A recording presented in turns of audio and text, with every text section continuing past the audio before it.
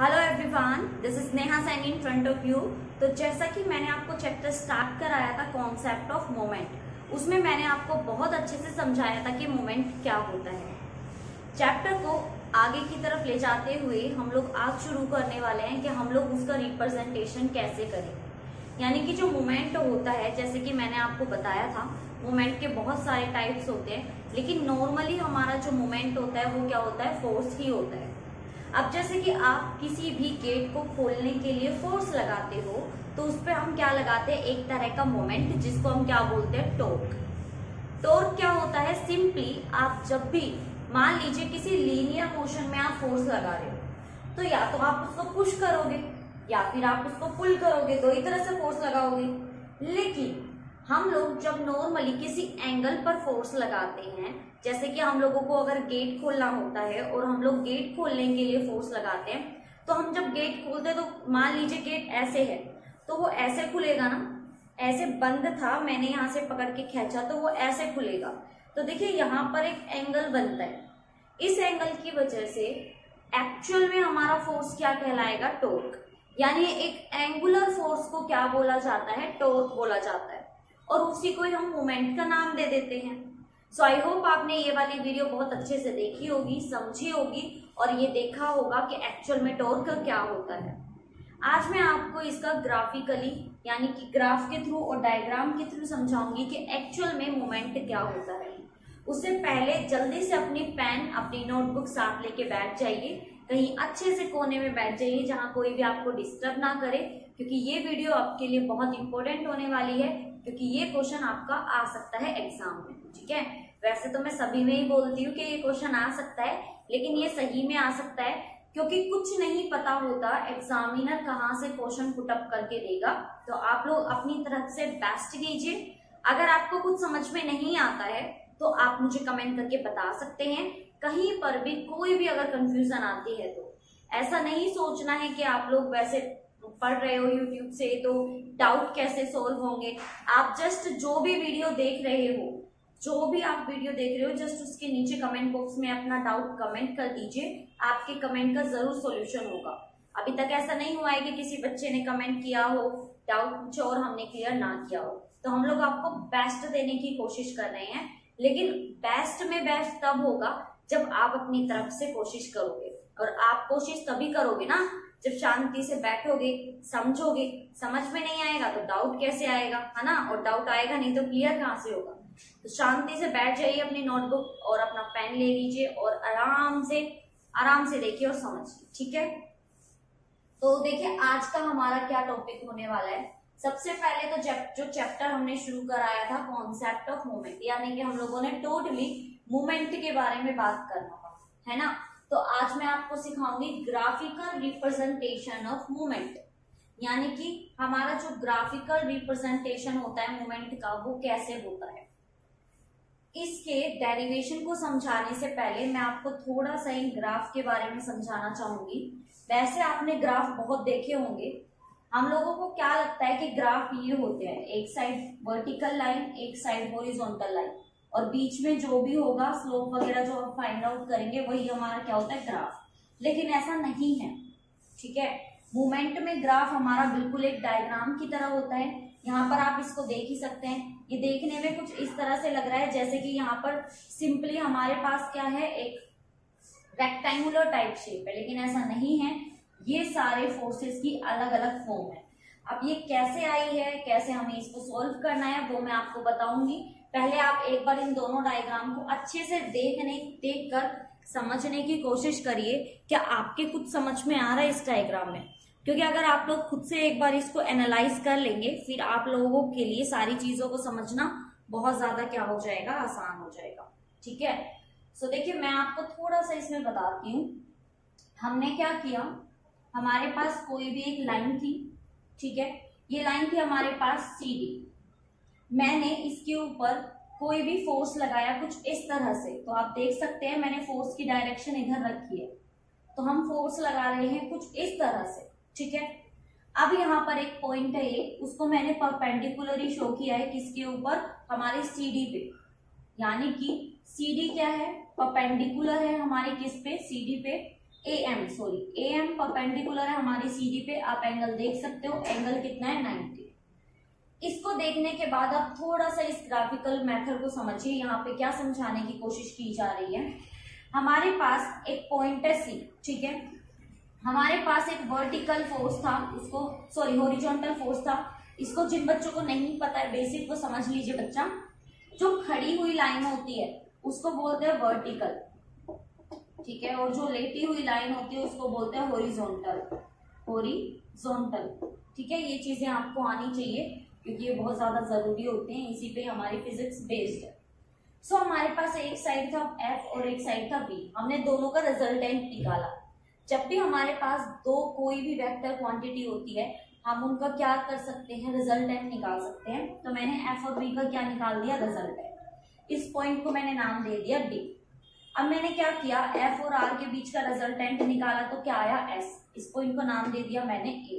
तो कुछ इस तरह से हमारे पास एक रेक्टेंगुलर शेप आ गई है। अगर आप सिर्फ बाहर वाली शेप को देखें तो ये कुछ इस तरह से निकल के आएगी और पॉइंट क्या होंगे हमारे पास, F, D, B और C। देख लीजिए बिल्कुल बाहर वाले ये होंगे, अंदर वाले जो एक्स्ट्रा है वो क्या है, एक तो ये लाइन जिसको रिजल्टेंट बोला है और एक ये लाइन जिसको S बोला है। बन गया यही डायग्राम सेम टू सेम। तो बनाना बिल्कुल भी मुश्किल नहीं है, सिंपल सा आपको क्या करना है, एक रेक्टेंगल बनाना है कुछ इस तरह से। नाम आपको यही रखने हैं ताकि आपको कंफ्यूजन ना हो, FDBC, ठीक है। C हमारे पास FC और CV का रिजल्टेंट हमने निकाला क्या, R, और फिर F का और R का निकाला तो क्या आएगा यहाँ पर S। तो ये वाला हमारा रिप्रेजेंटेशन है इस वाले ग्राफ, ठीक है। आई होप आपको ये बनाना आ गया होगा। अभी मैंने आपको कुछ भी मैथमेटिकल टर्म या फिर फिजिक्स की कोई भी ऐसी कॉन्सेप्ट नहीं बताया है, सिर्फ अभी ये बताया कि मैंने ये बनाए कैसे हैं, ठीक है। इससे ज्यादा अभी कुछ भी नहीं किया है। सो आई होप आपको दोनों ही डायग्राम बनाने आ गए होंगे।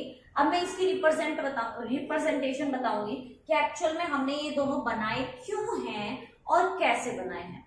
तो जल्दी से रेडी हो जाइए, देन शुरू करते हैं हमारा आज का डेरिवेशन। ये एक्चुअल में ना डेरिवेशन ही है, मैथमेटिकल टर्म टाइप में है और डेरिवेशन ही है ये, और बहुत इजी है।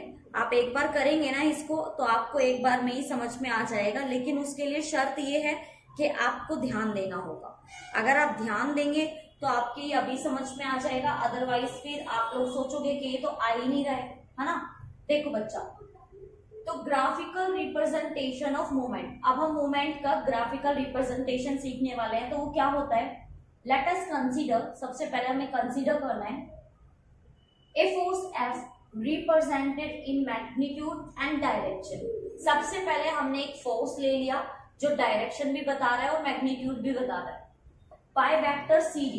सबसे पहले तो हमने फोर्स ले लिया, क्या लिया है हमने, force CD।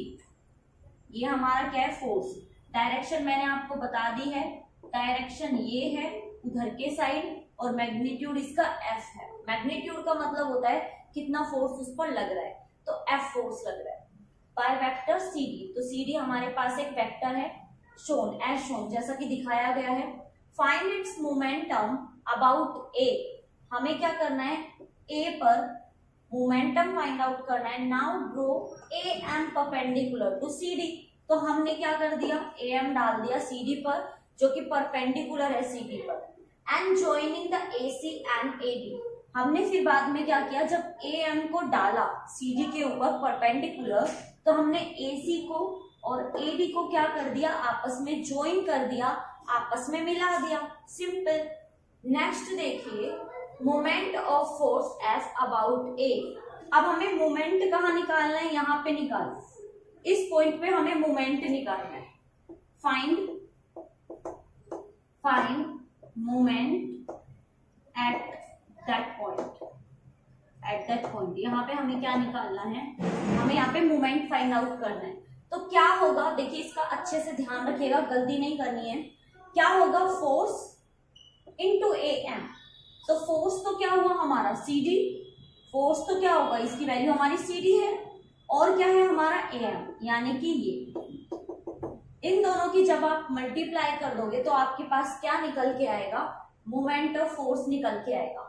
So moment of force किसी एक परपेंडिकुलर पॉइंट पे निकालना आगे आपको बहुत आसान है। दोबारा से देख लीजिए, हमारे पास एक सिंपल सी लाइन थी, ठीक है, जिसको हमने फोर्स का नाम दिया था।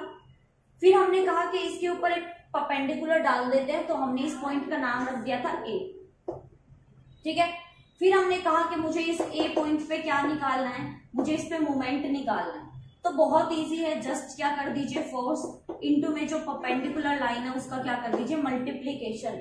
अब एफ की वैल्यू क्या थी, सी डी, तो क्या हो जाएगा, सी डी इंटू ए। ये हमारी क्या आ जाएगी, वैल्यू आ जाएगी moment of force F about point A, यानी कि सिर्फ अभी ए पे निकाला है। तो आई होप आपको ए पे निकालना तो आ गया होगा। सिंपल है, परपेंडिकुलर को फोर्स के साथ क्या करना है, मल्टीप्लाई करना है और हमारा मोमेंट निकल के आ जाएगा। नेक्स्ट देखिए, but C D and A D, C D and A D कुछ इस तरह से, CD and AD is equal to area of ACD, ACD दोनों का एरिया क्या है, इक्वल है। कैसे, अगर आप इनको मिलाएंगे, देखो इस तरह से है ना, तो आप अगर देखेंगे तो ये वाला जो एरिया है ये किसके इक्वल है, इसके इक्वल ही तो है। तो मैं इसको कह दूं 1 and 2, 1 और 2 दोनों का एरिया क्या है, इक्वल है ना, हम बोल सकते हैं ना। आप खुद देख लीजिए, जो हमने रिप्रेजेंटेशन यहाँ पे की हुई है, जो हमने यहाँ ग्राफ बनाया है, वो कुछ इस तरह से है ना। इसका नाम ए है, सी है, डी है, बीच में क्या है हमारा एम है। तो क्या हम ऐसा कह सकते हैं कि जो एरिया है ए सी एम, ये किसके इक्वल है, ए एम डी के। तो 1 और 2 दोनों ही एक दूसरे के क्या है, इक्वल है। यानी कि हम इसको क्या लिख सकते हैं, यहाँ पर हम लिखेंगे moment of force F about A. मैं इस ए पॉइंट पे क्या बोल सकती हूँ, two area of A C D, क्योंकि दो एरिया है 1 and 2। अब मुझे पहले ये बताइए कि आपके यहाँ तक का पॉइंट समझ में आया या नहीं। मैंने यहाँ 2 क्यों लगाया, क्योंकि यहाँ पर 2 है, इसके अंदर 2 ट्राइंगल है, इसलिए हमने लगाया 2 ट्राइंगल ए सी डी। ये समझ में आया। देख लीजिए, पहला हमारे पास कंप्लीट हो चुका है, पहले आप इसको देख लीजिए, देन उसके बाद हम लोग स्टार्ट करेंगे हमारा कंप्लीट डेरिवेशन। इजी है ना, आसान है या नहीं। देखो मैं इसको और आसान तरीके से आपको समझाती हूँ। देखिए भाई, हमने कहा कि हमारे पास जो मोमेंट ऑफ फोर्स आया है वो आया है एफ इनटू में एम, यही आया था। यहाँ पर F की वैल्यू मैंने आपको बताई CD होगी, तो CD इंटू में AM होता है या नहीं। तो आपको पता है एरिया ऑफ ट्राइंगल, कौन सा ट्राइंगल है, ACD, क्या होगा, half of CD into AM। तो मैं इस 2 को अगर यहां ले जाऊं, so ACD is equal to CD into क्या हो जाएगा हमारे पास, AM। तो भाई देखो, यहाँ CD इंटू AM, यहाँ पे जब आप CD रखोगे तो CD मैं लिख देती हूँ CD इंटू AM। तो क्या हम इसकी जगह ये नहीं लिख सकते 2 ट्राइंगल ACD, तो वही तो लिखा है 2 ट्राइंगल ACD। फॉर्मूले से निकाल लो या वैसे कर लो, थियोरेटिकली सिंपल है ना। आगे समझ में, मैंने ये कैसे किया है वो समझ में आया सबको, आसान है ना, कुछ भी नहीं किया है, जस्ट हमने थोड़ा सा मैथमेटिक्स लगाया है और हमने कहा है मोमेंट ऑफ फोर्स कितना आएगा हमारे पास, फोर्स इंटू AM। फोर्स की वैल्यू है हमारे पास CD और हमें पता है एरिया ऑफ ट्राइंगल क्या होता है, दिस। तो हमने सिंपली क्या कर लिया कि यहाँ पे तो 2 ट्राइंगल ACD आ गया। है ना आसान, बहुत आसान है, इतना मुश्किल नहीं है।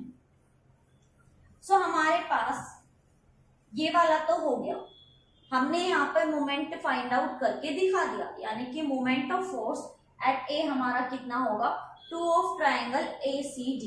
आसान था। अब हमें क्या करना है, अब हमें हमारा जो सेकंड ग्राफ है इससे हमें क्या करना है, मोमेंट ऑफ फोर्स को डिफरेंट पार्ट्स पे क्या करना है, रिप्रेजेंट करना है। अब ये डिफरेंट पार्ट क्या है, देखिए हम लोग एक बार V के लिए निकालेंगे यहाँ पर कि V के लिए मोमेंट ऑफ फोर्स क्या है, फिर एक बार R के लिए निकालेंगे और फिर एक बार S के लिए निकालेंगे कि F जो है हमारा मोमेंट ऑफ फोर्स उसमें कितना निकल के आ रहा है। और ये बहुत आसान है, इतना मुश्किल नहीं है। जैसे आपने ये किया है ना, डिट्टो का एसओ का ऐसा ही है। तो सबसे पहले तो आप इसको अपनी नोटबुक में नोट डाउन कर लीजिए। सबसे पहले वीडियो को पॉज कीजिए, आप वीडियो देख रहे हैं, इतना पार्ट आपका कंप्लीट हो चुका है, जल्दी से वीडियो को पॉज कीजिए, इसको अपनी नोटबुक में उतार लीजिए और एक बार माइंड में स्टेप बना लीजिए कि ऐसे ऐसे हमने इसको क्या किया है, सॉल्व किया है, ताकि आप लोग इसको अच्छे से समझ पाए। देन उसके बाद हम लोग यहाँ पर करेंगे नाउ वर्गियंस थ्योरम बिकम्स। अब हम लोग इसमें क्या लगाएंगे, थ्योरम लगाएंगे और समझेंगे कि कैसे हम सेकंड वाले ग्राफ में यानी कि सेकंड वाले डायग्राम में हमारी थ्योरम को अप्लाई करके सिंपली क्या निकाल सकते हैं, हमारा मोमेंट ऑफ फोर्स।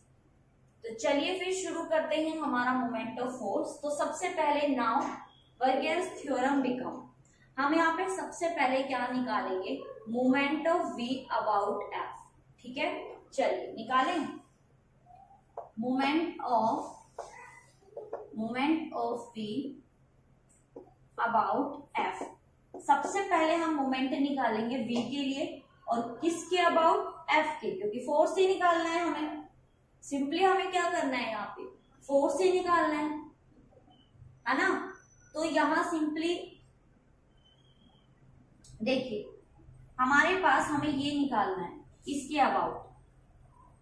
तो अब मेरे पास दो लाइन है, ध्यान से देखिएगा। अब हमारे पास यहाँ पे दो लाइन है, एक F है एक V है। मैं इसको कब फाइंड आउट कर सकती हूँ, मैं इसको तभी फाइंड आउट कर सकती हूँ जब हम लोग इसको टू पार्ट्स में ऐसे डिवाइड कर लेंगे, हाँ या ना। या फिर मैं एक और तरीके से कर सकती हूँ, देखिए मैं बताती हूँ, बिल्कुल मैं इसके वाला तरीका बताती हूँ आपको। ऐसा था, ये F था हमारे पास, ये V था। अगर मैं इसको यहाँ पे रिजल्टेंट निकाल दूं तो, और हमारा जो ये बना हुआ है कुछ इस तरह से बना हुआ है। भाई मैंने आपको शुरुआत में ही बताया था कि डायग्राम कैसे बनाए, एक रेक्टेंगल बनाना है, रिजल्टेंट बनाना है और यहाँ पे एक लाइन बनाओगे तो S आ जाएगा। अभी हम S नहीं ले रहे हैं, तो हमने सिंपली क्या ले लिया, ये और ये। तो भाई यहाँ पे जो हमारा ट्राइंगल बना वो क्या होगा, FBC ले लूं मैं हाफ के लिए। तो जैसे कि हमने ऊपर वाले में किया वैसे ही हम इसमें करेंगे, तो ये हमारा क्या आ जाएगा, ट्राइंगल ऑफ FCB, क्योंकि हम इसको टू पार्ट्स में क्या कर लेंगे, डिवाइड। और अगेन हमारे पास सेम दो ट्राइंगल बन जाएंगे। एरिया आप फाइंड आउट करोगे और हमारे पास जो वैल्यू आएगी वो आएगी 2 ट्राइंगल FCB। अच्छा D नहीं B आएगा यहाँ पर, क्योंकि हम लोग नीचे वाला ले रहे हैं ना, B वाली लाइन ले रहे हैं। सो इतना हुआ। अब हम लोग देखो R V के लिए निकाल लिया, R और S रह गया हमारे पास, तो इनके लिए और निकाल लेते हैं। तो चलिए अब हमारे पास क्या है, अब हम S का निकाल लेते हैं, चलिए निकालते हैं। सो moment of S about F। भाई अब हमारे पास S है, तो ये तो बहुत आसान है, FCA। देखिए एक बार, भाई S वाली लाइन के लिए मोमेंट निकालोगे तो ट्राइंगल कौन सा आएगा आपके पास, simply FCA।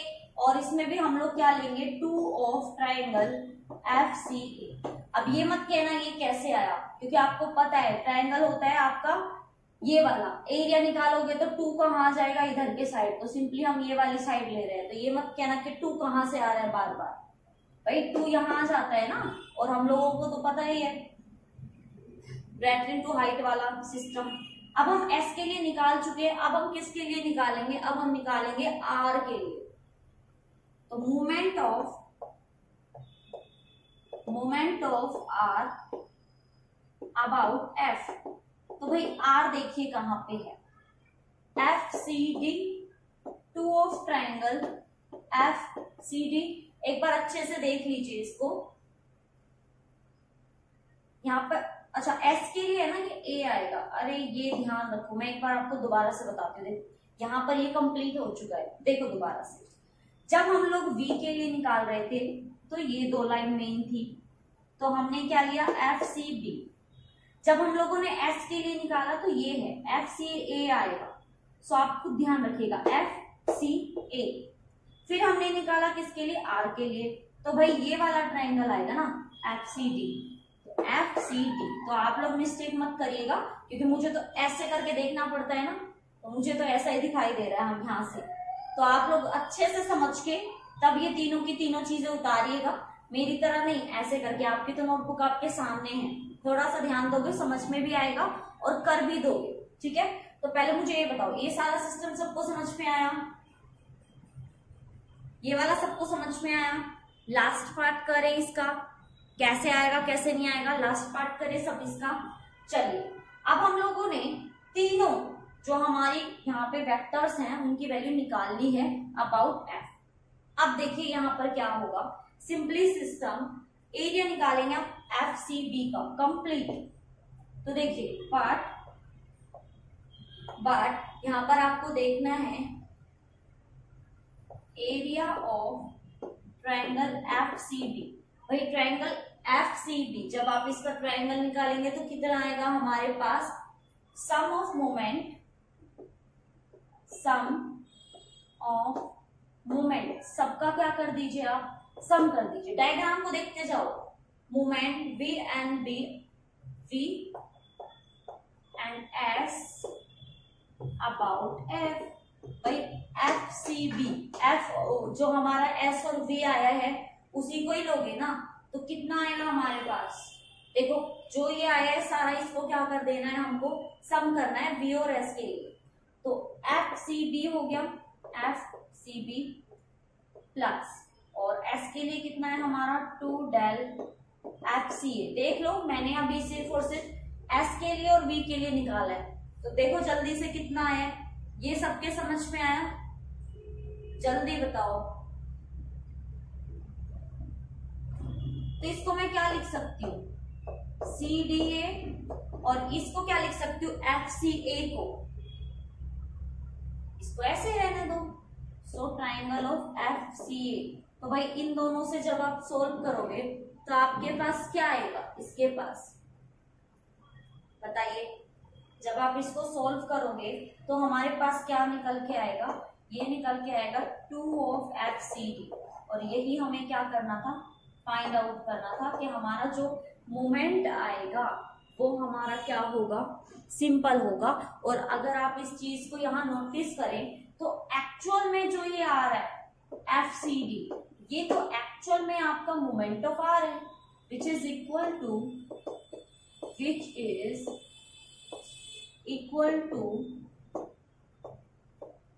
Moment of are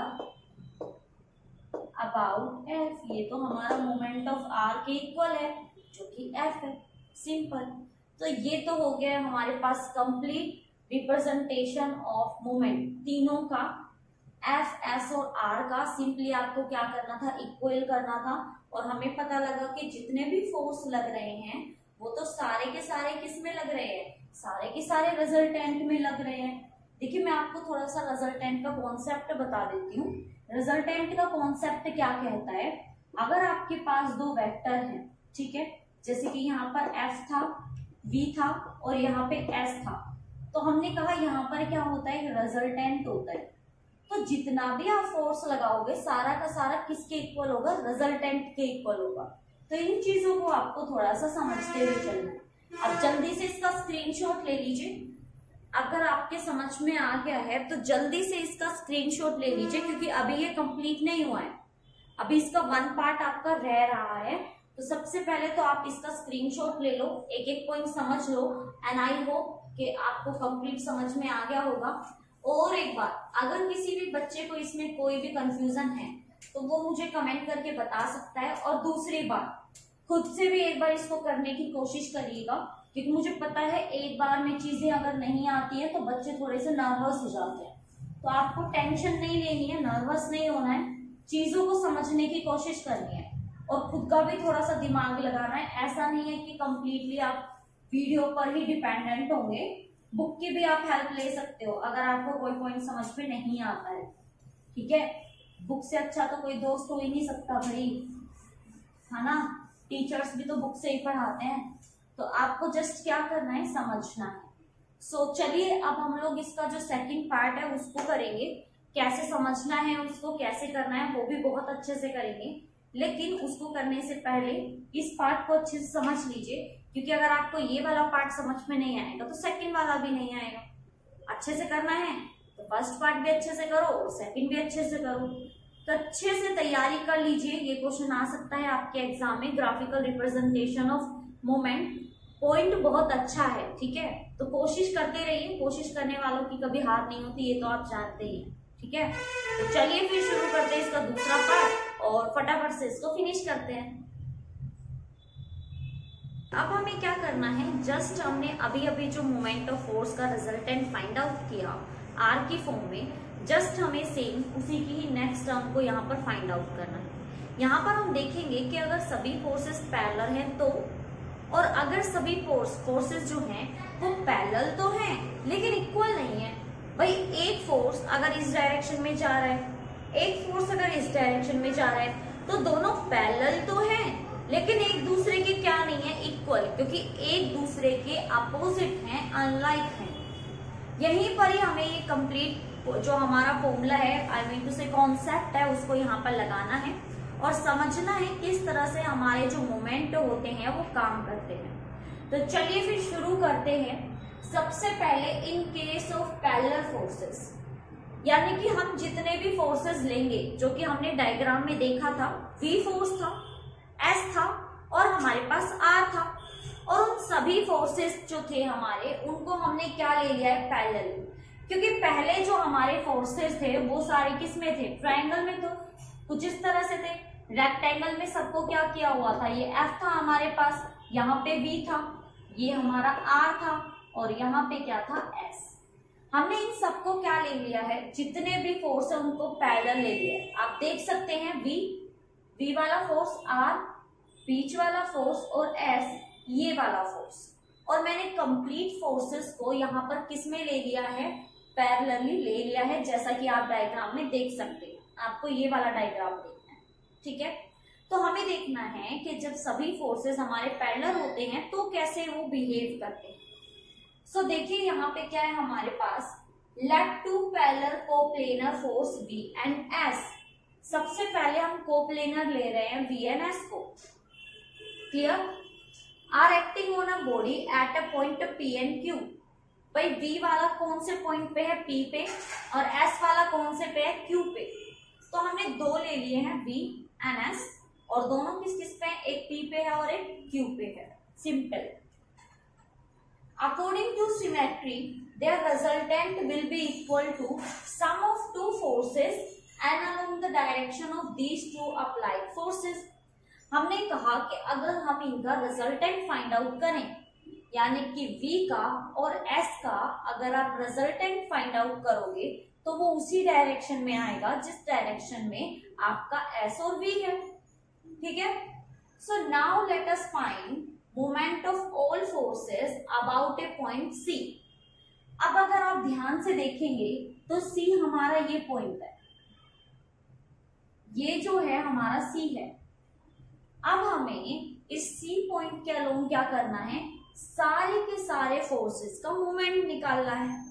आप पहले यहां तक का पॉइंट देख लीजिए, क्या आपको यहां तक की लाइन अच्छे से समझ में आई, क्लियर हुआ कि एक्चुअल में डायग्राम बनाया कैसे है और कैसे हमें उसको सॉल्व करना है। पहले आप लोग डायग्राम को अच्छे से देख लीजिए।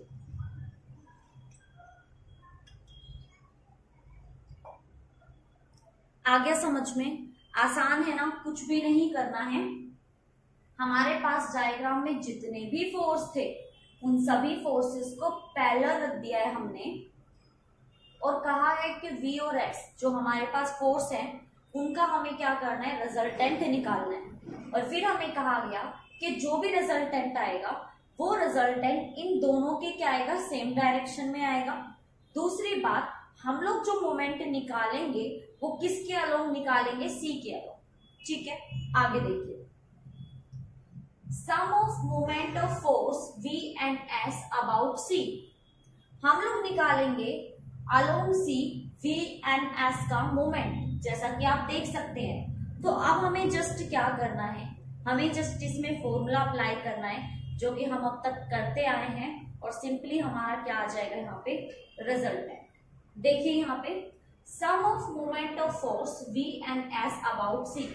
सबसे पहले क्या है हमारे पास, force V perpendicular distance from axis of rotation. So force V, तो फोर्स V ही रहेगा। This perpendicular distance from axis of rotation. तो भाई ये वाला निकाल रही हूं मैं, तो एक्सिस ऑफ रोटेशन क्या होगी, इस पे ही, तो हमारा क्या हो जाएगा v into C P. Axis of rotation क्या होगी, यही तो होगी भाई। अगर मान लीजिए कि मेरे पास ये v है, pv, ठीक है, और ये c है, ये c है, ये pv है, तो मैंने इसको ऐसे डाल दिया, ठीक है, ये v है और यहाँ पॉइंट है p, ये c है, तो एक्सिस ऑफ रोटेशन कौन हुआ, ये वाला पॉइंट। तो क्या है ये पॉइंट, cp, तभी तो ये v घूमेगा ना। मैंने कहा ये v है, ये घूमेगा कब, जब ये नीचे का घूमेगा।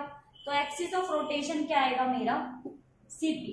तो मैंने यहां लिख दिया v इंटू cp, क्लियर। उसके बाद फोर्स s इंटू में perpendicular distance from axis of rotation, तो s इंटू में cq, क्योंकि s और इसका जो परपेंडिकुलर होगा वो क्या होगा, cq, तो s into cq। I hope आपको यहां तक तो बहुत अच्छे से क्लियर हो गया होगा कि मैंने ये क्यों लिखा है, क्योंकि हमें फोर्स लेना है और उसके परपेंडिकुलर क्या लेनी है, डिस्टेंस, जो रोटेशन होता है, ठीक है। अब देखिए cp को आप क्या लिख सकते हैं, cp को आप यहाँ पर डायग्राम के थ्रू बताइए कि आप cp को क्या लिख सकते हैं, c एंड p। इसको मैं क्या लिख दूं रिजल्टेंट के थ्रू, देखिए यहाँ पर COP, मेरे पास क्या था, cp था, मेरे पास क्या था, cp, तो CO और OP ये हमारा इक्वल हो जाएगा, तो हमने लिख दिया COOP। CQ को क्या लिखूं, CQ, इसको क्या लिख सकते हैं हम लोग, इसको लिखेंगे COOQ, COOQ टोटल, क्योंकि हमें रिजल्टेंट से लेना है ना, हमें रिजल्टेंट से वैल्यू लेनी है, इसलिए हम लोग O में ले रहे हैं। तो मैंने लिख दिया यहाँ पे COOQ। तो भाई यहाँ से VNS में यहाँ पे क्या ले लूं, कॉमन, मैंने ले लिया। CO इसमें भी है, इसमें भी है, कॉमन ले लिया। बचेगा क्या, OP, तो ये रहा आपका OP। बचेगा क्या, S, ये रहा आपका S। बचेगा क्या, OQ, ये रहा आपका OQ। तो हमारे पास जब सब कुछ सोल्व करके आएगा वो लास्ट में आएगा S into OQ and V into OP। याद कर लेना इसको, S into OQ, S into OQ and V into OP, V into OP, तो रिजल्टेंट आ जाएगा। देखिए मैं बताती हूँ एक बार आपको सिंपली, भाई SQOP, ये वाली लाइन, ये वाली लाइन और ये वाली लाइन, यानी कि कुछ इस तरह से इसका क्या आ जाएगा, रिजल्टेंट आप देख सकते हो। तो हम इसको कह सकते हैं sum of moments of force VNS about C। कितना निकल के आया है, V plus S into CO is equal to R into CO, R into CO। ये तो क्या हो गया, moment of R about C, जैसे कि हमने पहले वाले में भी किया था। सिंपली किसके इक्वल आ गया, ये R के इक्वल आ गया, यानी कि moment of R about C की। तो एक बार आप इसका ऊपर वाला पार्ट देख लीजिए, फिर हम अनलाइक करेंगे कि हमारे जो फोर्सेस हैं अगर वो अनलाइक हो जाएं तो हमारा कैसे हम उसको सोल्व कर सकते हैं, कैसे हम उसको समझ सकते हैं। पहले आप इस पार्ट को देख लीजिए, ठीक है। ये वाला क्लियर हुआ सबको, हो गया पक्का। चलिए नेक्स्ट पार्ट देखिए। नेक्स्ट है when the forces are parallel but unlike. Parallel तो हैं लेकिन एक इधर जा रहा है एक इधर जा रहा है, पैरेलल तो है बट अपोजिट डायरेक्शन में है। तो जब ये अपोजिट डायरेक्शन में होंगे तो क्या कहलाएंगे, अनलाइक। तो अब देखिए आप एक बार डायग्राम को, जब आप डायग्राम को देखेंगे तो आपके समझ में आएगा कि यहाँ पे तो कुछ गड़बड़ है, कोई फोर्स इधर आ रहा है, कोई उधर जा रहा है, कोई इधर जा रहा है, कुछ समझ में ही नहीं आ रहा। तो कैसे सॉल्व करेंगे, in case of parallel forces the direction of resultant will be towards greater force. देखिए यहाँ पे मैं आपको सिंपली समझाती हूँ। हमारे पास क्या था, R था, V था और यहाँ पर S है, वही फोर्सेस है जो यहाँ है। तो ये कह रहा है कि जो रिजल्टेंट आएगा, रिजल्टेंट, इसमें तो रिजल्टेंट बीच में आया, इसमें रिजल्टेंट वहां पर आएगा जो फोर्स आपका ज्यादा बड़ा होगा। तो V बड़ा या S, ऑफ कोर्स V, तो रिजल्टेंट भी किस साइड आया, R के साइड। सो क्या हो जाएगा, हमने कहा कि v ग्रेटर देन है s के, r की वैल्यू क्या हो जाएगी v माइनस s, यानी कि v में से s को क्या कर दो, माइनस कर दो। So the moment of resultant r about c, sum of moment of all forces, सबका सम कर दो तो आपके पास वैल्यू आ जाएगी। So r into CO, r into CO is equal to v into CP, v into CP and minus s minus s into C Q, s minus C Q. तो आपको ये वैल्यू पता होनी चाहिए, देन उसके बाद आप क्या निकाल सकते हो, अनलाइक। जिन बच्चों को ये ना भी समझ में आया हो वो कोई बात नहीं है, लेकिन जो इसका फर्स्ट पार्ट था जो मैंने आपको स्टार्टिंग में कराया था, जिसमें हमने ग्राफिकल रिप्रेजेंट देखा था मोमेंट का, वो आपको अच्छे से समझ में आना चाहिए। लेकिन इसका ये मतलब नहीं है कि आप इसको छोड़ देंगे, ये भी इम्पोर्टेंट है। सिर्फ आपको इतना पता होना चाहिए कि अगर लाइक हुआ तो बीच में आएगा, जैसे कि यहाँ पे क्या हुआ है, बी और एस तो बीच में आ गया, और आपका अनलाइक है और मान लीजिए कुछ इस तरह से है कि इधर उधर जा रहा है, तो आपका जो टोटल मोमेंट का रिजल्टेंट आएगा वो उस साइड आएगा जिस साइड आपका ज्यादा बड़ा क्या है, मैग्नीट्यूड वाला फोर्स। तो ये पार्ट होता है हमारा यहाँ पर फिनिश, ये टॉपिक हमारा यहाँ पे फिनिश हो जाता है। ग्राफिकल रिप्रेजेंटेशन ऑफ, बताइए किसका सीखा हमने, मोमेंट का, ठीक है। सो आई होप आपको समझ में आया होगा, और एक बार इसकी प्रैक्टिस जरूर कर लीजिएगा। आपका होमवर्क यही है कि आपको इसको अपनी नोटबुक में क्या करना है, नोट डाउन करना है। आई नो थोड़ा सा टिपिकल है, बिल्कुल बाकी के सिलेबस से अलग है, समझ से थोड़ा सा अलग अलग ही है, लेकिन कोशिश करोगे तो आ जाएगा। अगर ये सोचोगे कि नहीं आएगा तो फिर ये नहीं ही आएगा, ठीक है। तो कोशिश करिएगा कि अच्छे से आपको ये समझ में आ जाए, आप इसको कर लें, अपने नोटबुक में कर लें। और फिर भी अगर आपको कोई भी प्रॉब्लम आती है तो हम यहीं पर हैं, कमेंट करके बता दीजिए, आपकी प्रॉब्लम का सॉल्यूशन फटाफट से हो जाएगा, ठीक है। लेकिन अगर आप लोग ये सोच रहे हैं कि नहीं समझ में आया और नहीं ही आएगा, तो वो नहीं ही आएगा अगर आप लोग खुद से एक बार कोशिश नहीं करते। अगर आपके पास बुक है तो आप एक बार अपने बुक की भी हेल्प ले सकते हैं, ज्यादा अच्छे से समझ में आएगा, क्लियर हो जाएगा एक ही बार, ठीक है। क्योंकि बुक की हेल्प भी लेना जरूरी है, बुक से अच्छा कोई दोस्त नहीं होता, वो मैं बार बार कहती हूँ। तो आपको क्या करना है, फर्स्ट जो पार्ट मैंने आपको ग्राफिकल रिप्रेजेंटेशन कराई वो करना है, सेकंड में जो पैरेलल है लाइक वो करना है, और थर्ड में आपको करना है ये वाला। अब मैं आपको बताती हूँ एग्जाम में कैसे आएगा। या तो आपको 3 या 4 मार्क्स में कंप्लीट टॉपिक दे दिया जाएगा, या फिर आपको 2 मार्क्स में पूछ लिया जाएगा कि अगर आपके पैरेलल फोर्सेस हैं, आपके ग्राफिकल रिप्रेजेंटेशन में पैरेलल फोर्सेस हैं तो उसको कैसे आप शो कर सकते हो। या फिर आपसे पूछा जा सकता है कि अगर वो अनलाइक है, अलग अलग डायरेक्शन में है तो कैसे होगा। तो इन सभी का आंसर आपको अपने अकॉर्डिंग देना है, वो आप तभी दे पाओगे जब आपने टॉपिक को अच्छे से किया होगा। तो क्वेश्चन किसी भी तरह से आए, एग्जामिनर का काम है वो, आंसर आपको कैसे देना है वो आपके ऊपर है, आपने किया है या नहीं वो आपके ऊपर है, टोटली आपके ऊपर बेस्ड है, ठीक है। तो अच्छे से करिएगा चीजों को, कुछ समझ में ना आए तो कमेंट करके बता दीजिएगा। तो भाई यहाँ पे हमारा आज का जो काम है वो फिनिश्ड हो जाता है। आई होप आपको समझ में आ गया हो। मेरा काम तो यहाँ पर फिनिश हो गया है, अब आप लोगों का शुरू होता है। आप लोगों, अच्छा स्क्रीनशॉट ले लिया था ना सबने? हाँ, तो भाई इसके बाद एक बहुत इंपॉर्टेंट टॉपिक कराऊंगी मैं, लेकिन वो करेंगे हम लोग नेक्स्ट क्लास में। इसको आप लोग सबसे पहले बता दीजिएगा कि आपके समझ में आया है नहीं, क्योंकि मुझे ऐसा लगता है कि ये वाला टॉपिक आपके सिलेबस का थोड़ा सा हटके टॉपिक है, जिसमें मोस्टली चीजें समझने के साथ साथ याद करने की भी हैं, कहूँ अगर नॉर्मल लैंग्वेज में तो रटने की है ना। तो ये चीजें आपको अच्छे से आनी चाहिए, कुछ गड़बड़ हो तो आप मुझे बता सकते हैं। और आपको छोटी सी टास्क देके जा रही हूँ। होमवर्क तो आप लोगों को पता ही है, ये एक बार अपनी नोटबुक में करना है, फिर नोटबुक में नोट्स बनाने हैं, और अच्छे से एक बार इसकी प्लीज प्रैक्टिस कर लीजिएगा। प्रैक्टिस कर लोगे तो एक बार में समझ में आ जाएगा, ठीक है। तो हम मिलेंगे आपसे नेक्स्ट लेक्चर में, तब तक के लिए एक छोटी सी टास्क आपको देके जा रही हूँ। भैया अगर अभी तक आपने चैनल को सब्सक्राइब नहीं किया है तो प्लीज चैनल को सब्सक्राइब कर दीजिए, अपने दोस्तों के साथ शेयर कर दीजिए, वीडियो को लाइक करना, कमेंट करके मत भूलिएगा, मतलब कमेंट करके बताना मत भूलिएगा कि समझ में आ रहा है या नहीं। जितने भी क्लासेस हमने आज तक ली हैं आप लोग प्लीज एक बार कमेंट करके बताया कीजिए कि समझ में आ रहा है या नहीं। क्योंकि देखिए इतना सब कुछ कॉन्सेप्ट कंटेंट लेकर आना, समझाना, बताना, तो उसके लिए थोड़ा सा मोटिवेशन चाहिए होता है। मोटिवेशन तब आएगा जब आप लोग थोड़ा सा मोटिवेशन दोगे, मोटिवेट करोगे कि समझ में आ रहा है। हमारे लिए मोटिवेशन वही है कि समझ में आ रहा है या नहीं, ठीक है। बाकी आपके लिए हमेशा हमेशा यहीं पे ही रहने वाले हैं, आपको सिखाने वाले हैं, लेकिन कोशिश कीजिए कि आप लोगों का साथ ऐसे ही बना रहे और थोड़ा सा मोटिवेशन तो बनता है। सो मिलेंगे अब नेक्स्ट वीडियो में, तब तक के लिए बाय बाय, टेक केयर, ध्यान रखिएगा, नोट्स कंप्लीट कर लीजिएगा और अच्छे से पढ़िएगा। Bye, take care.